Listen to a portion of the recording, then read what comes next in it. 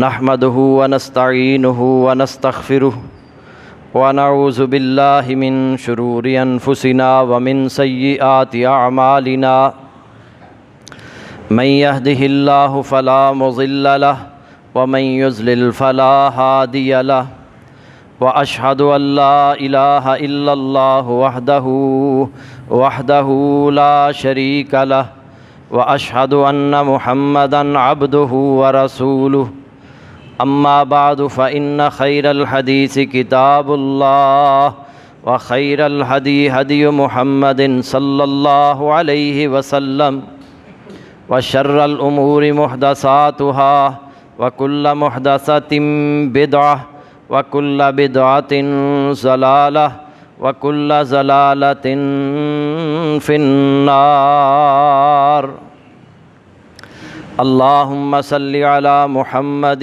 وعلى آل محمد كما صليت على إبراهيم وعلى آل إبراهيم إنك حميد مجيد اللهم بارك على محمد وعلى آل محمد كما باركت على إبراهيم وعلى آل إبراهيم إنك حميد مجيد رب اشرح لي صدري ويسر لي أمري واحلل عقدة من لساني يفقهوا قولي رب زدني علما رب أعوذ بك من همزات الشياطين وأعوذ بك رب أن يحضرون قال الله تعالى في الكلام المجيد والفرقان الحميد أعوذ بالله من الشيطان الرجيم كتاب أنزلناه إليك مبارك ليدبروا آياته وليتذكر أولو الألباب سورہ صاد آیت نمبر 29۔ اللہ رب العزت اس آیت کریمہ میں ارشاد فرما رہے ہیں، کتابٌ، یہ ایک کتاب ہے، انزلناہ الیک، ہم نے نازل کیا ہے اسے آپ کی طرف، مبارکٌ، بابرکت ہے، لیدبروا آیاتہ، تاکہ وہ غور و فکر کریں اس کی آیات میں، وَلِيَتَذَكَّرَ أُولُو الْأَلْبَابِ، اور تاکہ نصیحت پکڑیں عقل والے۔ رمضان المبارک یہ نزول قرآن کا مہینہ ہے، شہر رمضان الذی انزل فیہ القرآن۔ اس مہینے میں اللہ رب العزت نے قرآن نازل فرمایا۔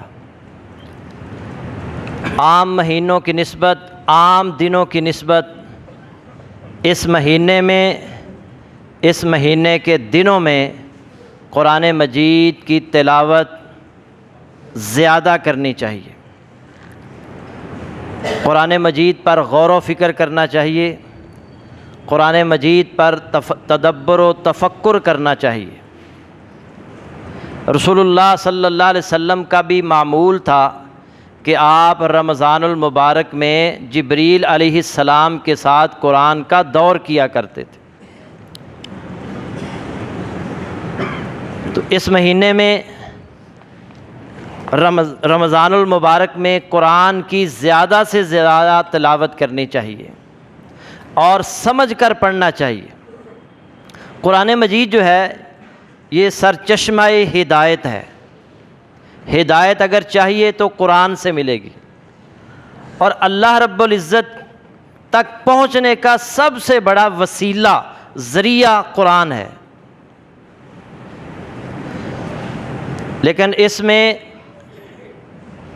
ہمیں چاہیے، اگر ہم چاہتے ہیں کہ ہم اللہ تک پہنچیں، اللہ کا قرب حاصل کریں، تو ہمیں قرآن مجید کی طرف آنا ہوگا، قرآن کے ساتھ تعلق مضبوط بنانا ہوگا، قرآن کے ساتھ جڑ جانا ہوگا۔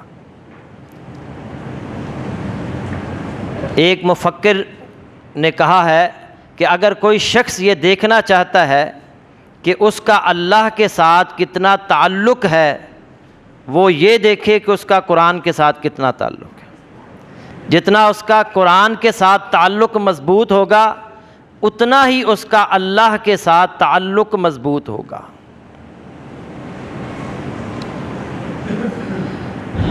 ہمیں چاہیے کہ ہم قرآن کی طرف آئیں، قرآن کو سمجھنے کی کوشش کریں۔ قرآن کے کچھ حق اللہ نے ہم پر مقرر کیے ہیں۔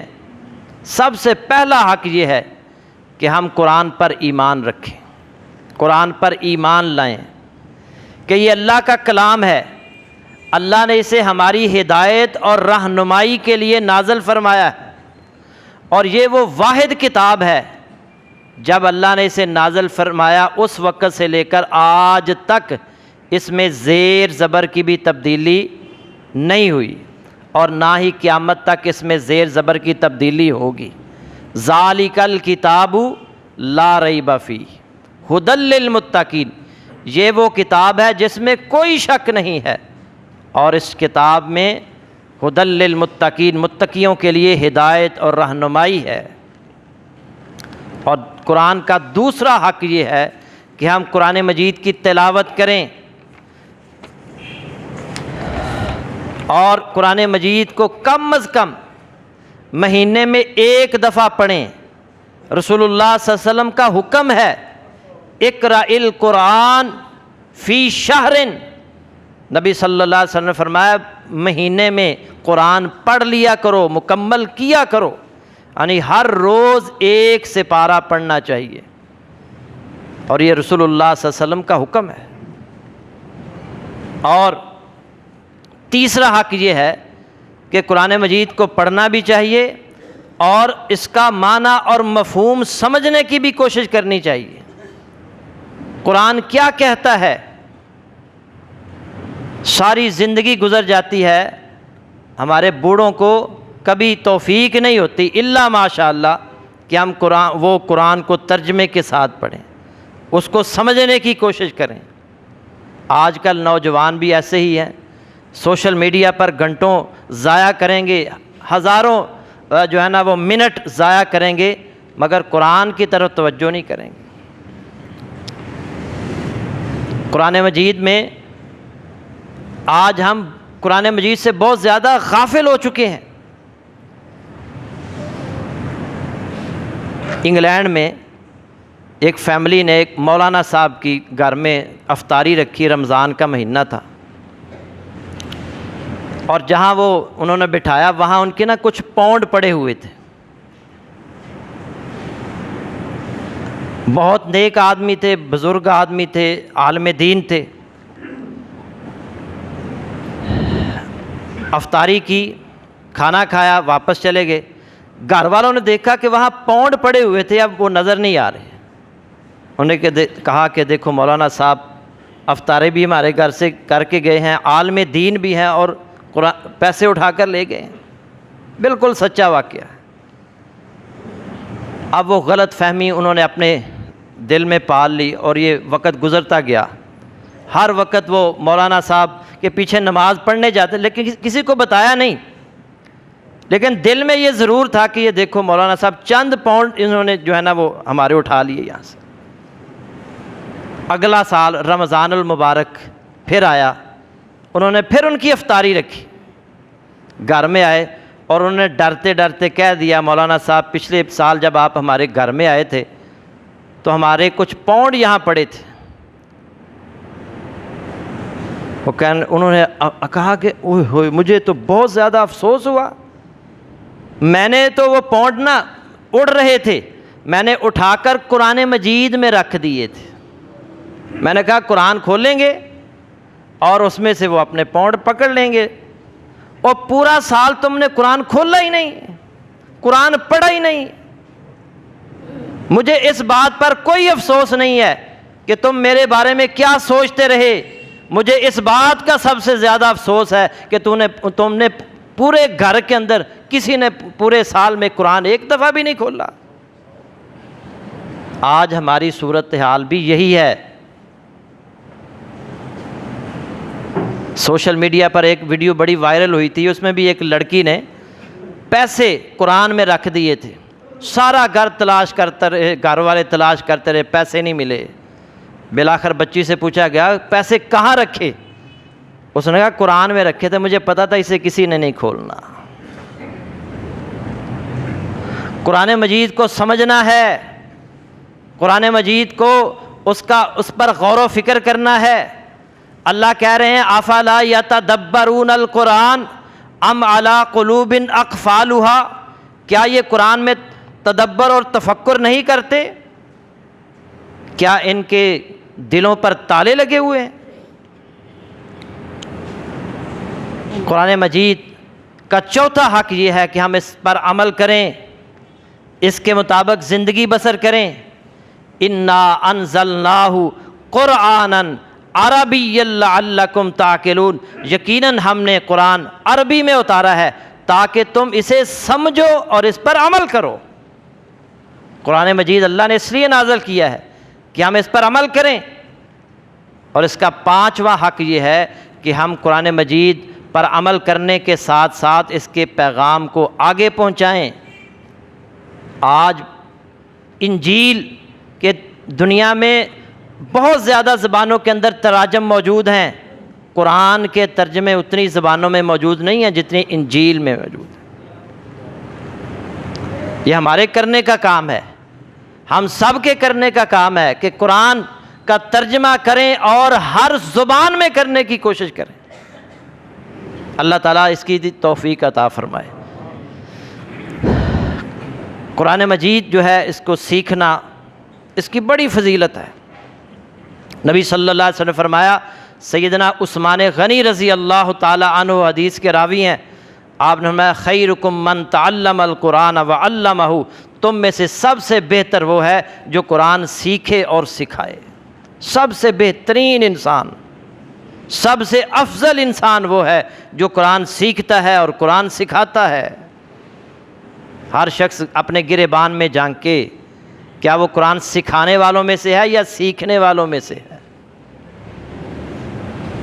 کتنے لوگ ہیں جو قرآن کو ٹائم دیتے ہیں، قرآن پڑھنے کے لیے، سمجھنے کے لیے وقت نکالتے ہیں؟ اور یاد رکھیے گا اللہ کے نبی صلی اللہ علیہ وسلم نے فرمایا، جو قرآن سیکھنے کے لیے، قرآن سمجھنے کے لیے گھر سے نکلتا ہے، اللہ اس کے لیے جنت کا راستہ آسان فرما دیتے ہیں۔ نبی صلی اللہ علیہ وسلم نے فرمایا، مسلم میں حدیث موجود ہے، من سلک طریقا یلتمس فیہ علما، جو شخص علم سیکھنے کے لیے سفر کرے، سہل اللہ لہ بہ طریقا الی الجنہ، اللہ اس کے لیے جنت کا راستہ آسان کر دیتا ہے۔ علم سے مراد قرآن کا علم ہے۔ اور اسی طرح نبی صلی اللہ علیہ وسلم نے فرمایا، جو قرآن سیکھنے والا ہے اللہ تعالیٰ اسے 4 نعمتوں سے نوازتے ہیں۔ نبی صلی اللہ علیہ وسلم نے فرمایا، جب کچھ لوگ اللہ کے گھر میں جمع ہو کر قرآن مجید کی تلاوت کرتے ہیں، قرآن مجید کو سمجھنے کی کوشش کرتے ہیں، وَيَتَدَارَسُونَهُ بَيْنَهُمْ، اور آپس میں ایک دوسرے سے پڑھتے پڑھاتے ہیں، ایک پڑھا رہا ہے دوسرے پڑھ رہے ہیں، ایک سمجھا رہا ہے دوسرے سمجھ رہے ہیں، ایک سکھا رہا ہے دوسرے سیکھ رہے ہیں، الا نزلت علیہم السکینہ، ان پر سکینت نازل ہوتی ہے، اللہ انہیں سکون عطا کرتا ہے، ان کے گھروں میں سکون، ہر معاملے میں اللہ انہیں سکون عطا فرماتا ہے۔ وغشیتہم الرحمہ، اللہ کی رحمت انہیں ڈھانپ لیتی ہے۔ وحفتہم الملائکہ، اور فرشتے انہیں احتراماً گھیر لیتے ہیں۔ وذکرہم اللہ فی من عندہ، اور اللہ ان کا ذکر اپنے پاس موجود فرشتوں میں کرتا ہے۔ 4 نعمتیں ہیں، سکینت نازل ہوتی ہے، دوسرے نمبر پر اللہ کی رحمت انہیں ڈھانپ لیتی ہے، اور فرشتے انہیں احتراماً گھیر لیتے ہیں، اور اللہ رب العزت ان کا ذکر کہ یہ میرا قرآن سیکھ رہے ہیں، قرآن سمجھنے کی کوشش کر رہے ہیں، اللہ ان کا ذکر اپنے پاس موجود فرشتوں میں کرتا ہے۔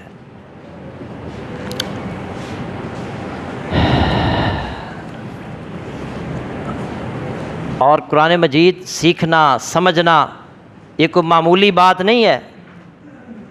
نبی صلی اللہ علیہ وسلم نے فرمایا قرآن مجید سیکھنے کے لیے مسجد یا مدرسے کی طرف جانے والے شخص کو حج کا ثواب ملتا ہے، حج کا۔ نبی صلی اللہ علیہ وسلم نے فرمایا، ابو امامہ بہلی رضی اللہ تعالیٰ عنہ حدیث کے راوی ہیں، من غدا الی المسجد لا یرید الا ان یتعلم خیرا او یعلمہ، جو شخص صرف اس لیے مسجد گیا تاکہ نیکی سیکھے یا نیکی سکھائے، قرآن سیکھے یا قرآن سکھائے، صرف اس لیے مسجد گیا، کان لہ کاجر حاج تامن حجتہ، تو اس کے لیے ایک مکمل حج کا ثواب ہے۔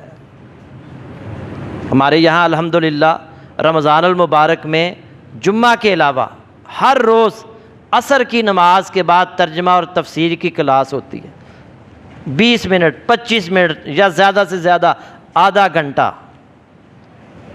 آپ اگر روزانہ اس کلاس میں آئیں گے تو 4 دن نکال کر 26 دن یا 25 دن یہ کلاس ہوگی انشاءاللہ۔ اگر کوئی شخص باقاعدگی سے 24-25 دن آئے گا، اسے 24 یا 25 حج کا ثواب ملے گا۔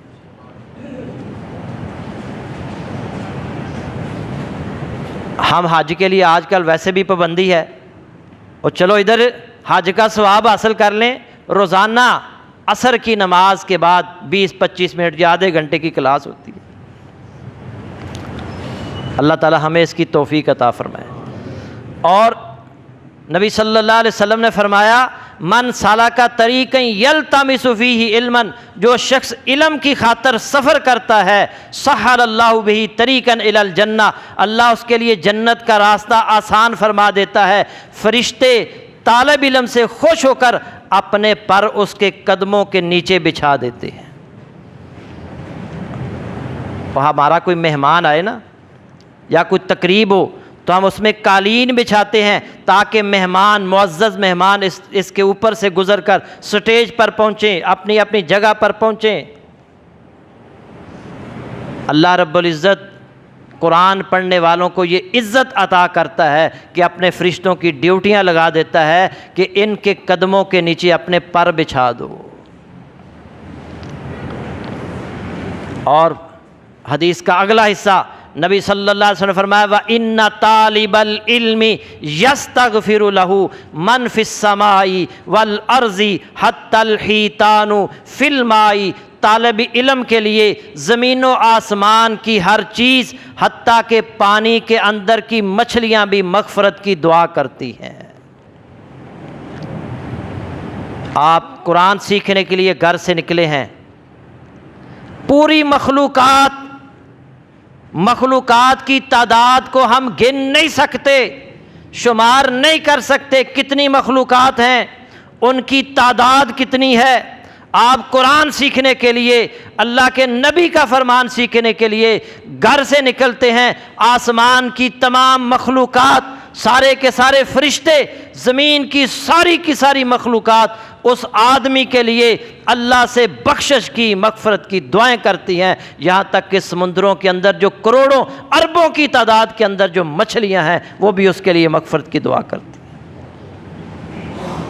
کتنا بڑا اعزاز ہے جو قرآن سیکھنے والے کو مل رہا ہے، لیکن کتنے افسوس کی بات ہے کہ ہم فضول اور بے مقصد کاموں کے لیے ہمارے پاس وقت ہے، اور اگر وقت نہیں ہے تو قرآن سیکھنے سکھانے کے لیے نہیں ہے، قرآن سمجھنے سمجھانے کے لیے نہیں ہے۔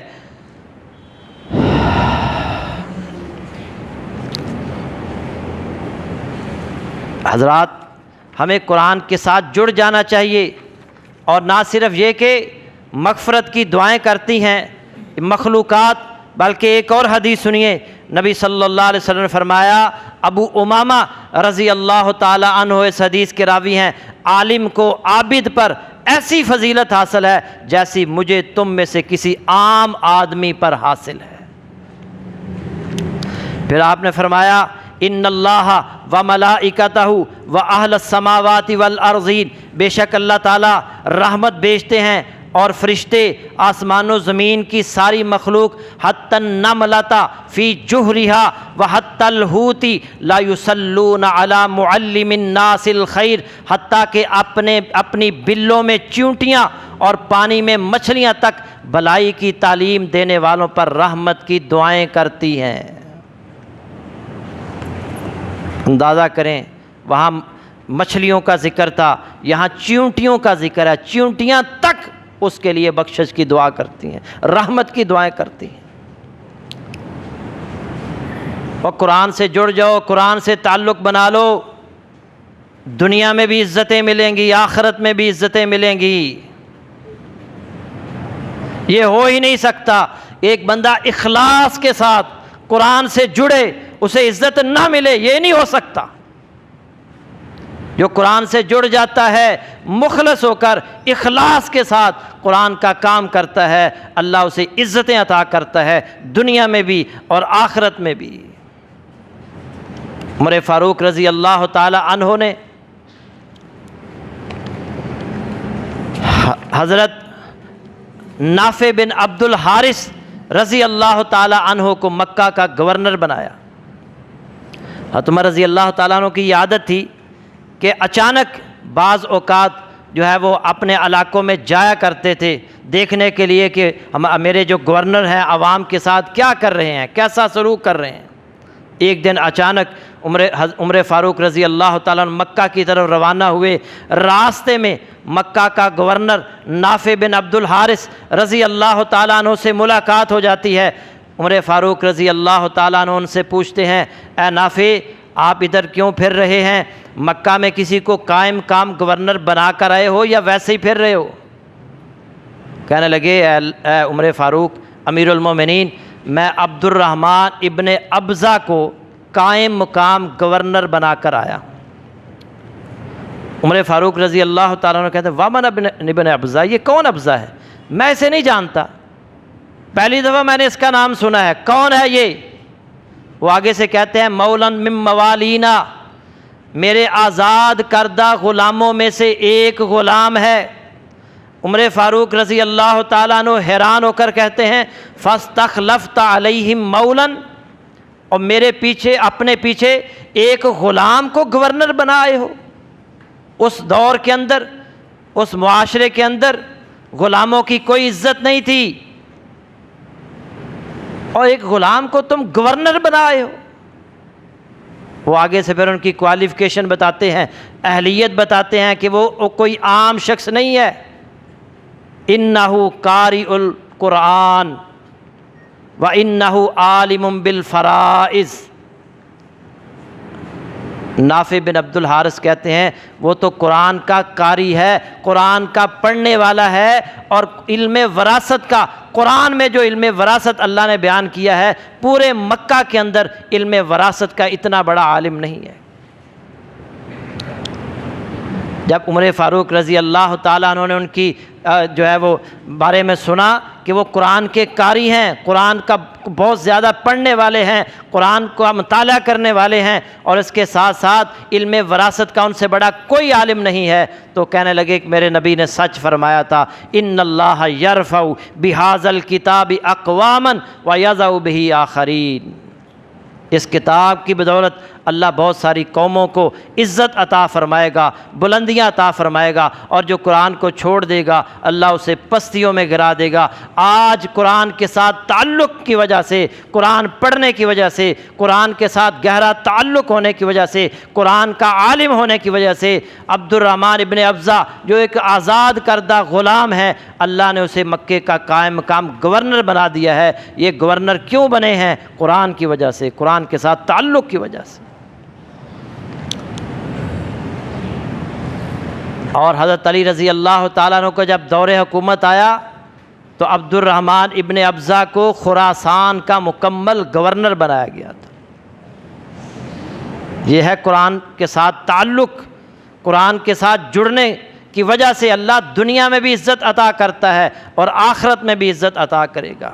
اللہ کے نبی صلی اللہ علیہ وسلم کے ایک صحابی، ترمذی میں روایت موجود ہے، وہ وفات پا گئے، نبی صلی اللہ علیہ وسلم نے ان کا جنازہ پڑھایا، اور عام جنازوں کی نسبت آپ نے اس صحابی کا جو جنازہ پڑھایا اس کو خوب لمبا پڑھایا اور رو رو کر دعائیں کی. اور پھر نبی صلی اللہ علیہ وسلم مغرب کے بعد رات کا وقت ہو گیا، دفن کرنے کے لیے انہیں لے جایا جانے لگا، تو نبی صلی اللہ علیہ وسلم خود دیا لالٹین پکڑ کر اس جنازے کے ساتھ ساتھ جا رہے، اور نبی صلی اللہ علیہ وسلم اس کی قبر میں خود اترے اور اسے خود اپنے ہاتھوں سے دفن کیا، اور پھر اس کی قبر پر کھڑے ہو کر پھر رو رو کر اس کے لیے دعائیں کیں. صحابہ حیران کہ اللہ کے نبی صلی اللہ علیہ وسلم اس کے لیے بڑی دعائیں کر رہے ہیں، عام جنازے کی نسبت اس کا جنازہ بڑا لمبا آپ نے پڑھایا ہے. تو آپ نے فرمایا رحمک اللہ ان کنتا لأواہا کان طلاعا للقرآن، رحمت کرے اللہ تجھ پر، تو بہت نرم تھا، رونے والا تھا، اور قرآن کی بہت زیادہ تلاوت کرنے والا تھا. وہ صحابی کون تھے جن کا اللہ کے نبی صلی اللہ علیہ وسلم نے لمبا جنازہ پڑھایا؟ وہ قرآن کی تلاوت کرنے والا صحابی، قرآن کو پڑھنے والا صحابی، قرآن کو سمجھنے والا صحابی تھا. اللہ کے نبی نے عام جنازوں کی نسبت اس کا جنازہ خوب لمبا پڑھایا. آئیے ہم بھی قرآن سے جڑ جائیں، قرآن سے تعلق بنا لیں. اور یہ لبیک میں یہ ممتاز مفتی نے لکھا ہے کہ میرا یہ دل کرتا ہے قرآن ہر وقت میرے پاس ہو، میرے جیب میں قرآن ہو، میرے ٹیبل پر قرآن ہو، اور اس کے ساتھ ساتھ میری چارپائی پر قرآن ہو. مگر کیا کروں، قرآن اٹھاتا ہوں اس کو سمجھنے کے لیے، اس سے کچھ حاصل کرنے کے لیے، میری بیوی آتی ہے اور قرآن مجھ سے چھین کر لے جاتی ہے اور کہتی ہے بے ادبی ہو رہی ہے، پیچھا ہو رہا ہے. آج ہم نے قرآن کے ساتھ یہی سلوک کیا ہے.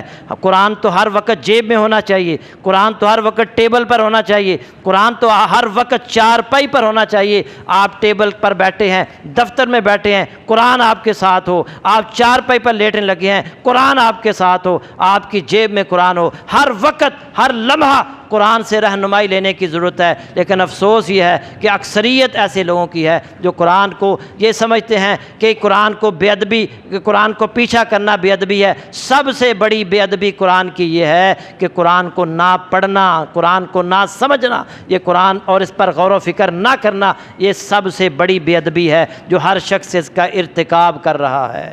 یہ رمضان کا مہینہ قرآن کا مہینہ ہے. آئیے اس میں تہیہ کریں کہ ہم آج کے بعد قرآن کے ساتھ قرآن کی بے ادبی نہیں کریں گے. قرآن کی بے ادبی یہ ہے کہ ہم نے اس کو اگر نہ پڑھا تو یہ قرآن کی بے ادبی ہے، قرآن کو سمجھنے کی کوشش نہ کی تو یہ بے ادبی ہے. یہ اس کو پیچھا کرنا ہے. تہیہ کریں، عہد کریں کہ ہم قرآن کو پڑھیں گے، قرآن کو سمجھیں گے. یہ مہینہ پورا مہینہ، ابھی 2 دن گزرے ہیں، آج تیسرا دن ہے اور ابھی بھی 27 دن آپ کے پاس موجود ہیں. ان 27 دنوں میں پورا قرآن مجید ترجمے کے ساتھ، کم از کم ترجمے کے ساتھ ایک دفعہ ضرور پڑھیں. اللہ رب العزت سے دعا ہے کہ اللہ تعالیٰ مجھے اور آپ کو اس کی پر عمل کی توفیق عطا فرمائے. وآخر دعوانا ان الحمد للہ رب العالمین.